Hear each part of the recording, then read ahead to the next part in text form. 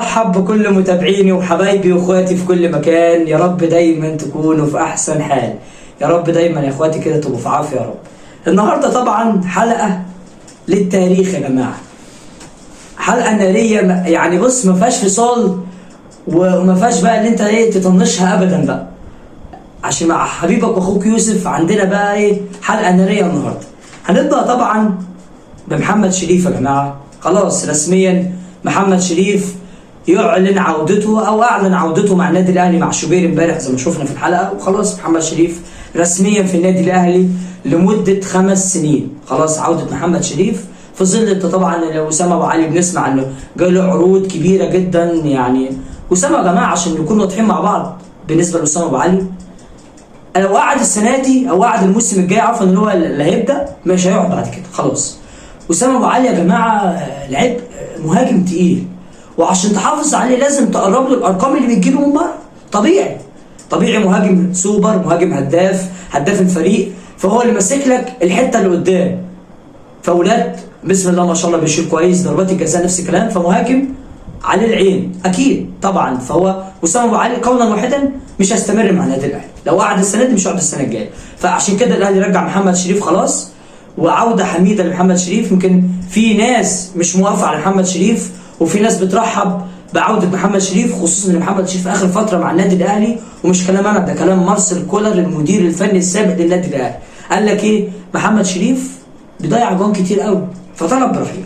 ده بالنسبه لمحمد شريف يا جماعه. خلاص الراجل زي ما بقول لحضرتك رجع النادي الاهلي. في سياق تاني النادي الاهلي دخل في مفاوضات مع الظهير الايمن احمد هاني، الظهير الايمن كليوباترا. لعيب باك رايت كويس جدا يا جماعه، مش اللي هو السوبر بس هو ابدا اعجاب ريبيرو، والاهلي بيتفاوض معاه الفتره القادمه وعشان ينافس مع محمد هاني وعمر كمال عبد الواحد وكريم فؤاد. انا من وجهه نظري الاهلي ما تجيبش باك رايت. انت عندك كريم فؤاد لو رجع يلعب اساسي. كريم فؤاد قبل الاصابه مفيد جدا للنادي الاهلي، وكان بيلعب هاف رايت قبل اصابته بالرباط الصليبي ومفيد. فانت عندك هاني، عندك عمر كمال، عندك كريم فؤاد. احمد هاني مش هيفيد النادي الاهلي، ده رايي الشخصي. زي ما الاهلي خلاص زي ما سمعنا برضه بيخلص محمد شكري كمان. يعني زي ما بقول لحضراتكم الخطيب تدخل في موضوع اسامه ابو علي عشان يقعد، لكن انا بقول لكم الموضوع صعب. الراحلين نروح لنادي الزمالك بقى يا جماعه. الراحلين عن نادي الزمالك خلاص رسميا رحيل سيف الجزيري ومصطفى شلبي والزناري ومهاب ياسر وحسام اشرف ومحمد عاطف وايشو بقرار من حازم امام. خلاص انا كنت اتمنى كمان رحيل دونجا بالمره كمان، عشان خلاص طالما انت فضيت لازم بقى الزمالك بقى خلاص هيبدا الزمالك يدعم بقى خلال الفتره القادمه. شفنا الزمالك بيفاوض اللاعب الفلسطيني الموهوب ادم كايد او ادم كياد سميها زي ما تسميها، لاعب جناح كويس بيلعب راس حربه بيلعب هاف ليفت كويس. شفناه مع المنتخب الفلسطيني، يمكن هو ضمن الثلاث اعمده الرئيسيه في المنتخب الفلسطيني. اسامه ابو علي وعدي الدباغ، ده من ضمن المهاجمين المميزين جدا جدا في المنتخب الفلسطيني، جناح شغال يعني هيفيدك في الثلاث المراكز اللي قدام. والزمالك خلاص بينهي الاتفاق معاه، وممكن احتمال كبير على مطلع الاسبوع الجاي او الاسبوع اللي بعده بالكتير قوي يكون وصل الزمالك، طبعا مع القياده الفنيه الجديده زي ما قلت لكم في حلقتين فاتوا ان خلاص يانيك فييرا هو المدير الفني البلجيكي الجديد، هيوصل مع جهازه المعاون خلال الفتره القادمه لقياده الفارس الابيض. وزي ما قلت لكم قبل كده الراجل وصل او جون ادوارد اللي بيشتغل بشكل رائع جدا جدا مع الزمالك، وهيعمل فريق الموسم الجاي هينافس بصراحه.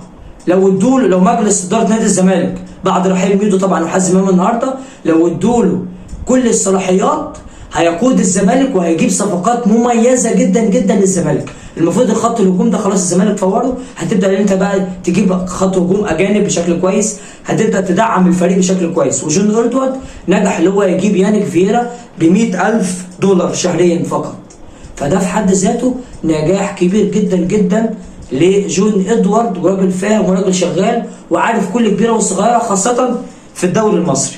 ده احنا بنتكلم على راجل هيشتغل، ودخل كمان في مفاوضات في صفقه مع احمد شريف مهاجم فاركو. فاذا الراجل جاي يشتغل، يا جماعه، الراجل مش جاي يهزر. فبصراحه هو هيفيد للزمالك وعايز ينزل بالاعمار. خلاص شيكابالا اعلن اعتزاله منذ قليل مع ابراهيم فايق في برنامجه منذ قليل، وخلاص عبد الله السعيد احتمال كبير يرحل بسبب غموض موقوفه حتى دلوقتي. جاله عرض يتخطى 50 مليون و40 مليون يا جماعه من كليوباترا والبنك الاهلي والسواحلي الليبي. فدي الرؤيه الشخصي، لازم الزمالك ينزل بالاعمار خلاص، ما فيهاش حل تاني. وجون ادوارد هيبدا يشتغل كويس جدا مع الزمالك، وده رايي الشخصي. وفي نهايه طبعا حلقتنا حبايبي اخواتي وكل حبايبي يوسف في كل مكان، اللي عجبتك الحلقه ما تنساش طبعا اللايك والفولو، وان شاء الله استنوني في لقاءات جديده. السلام عليكم.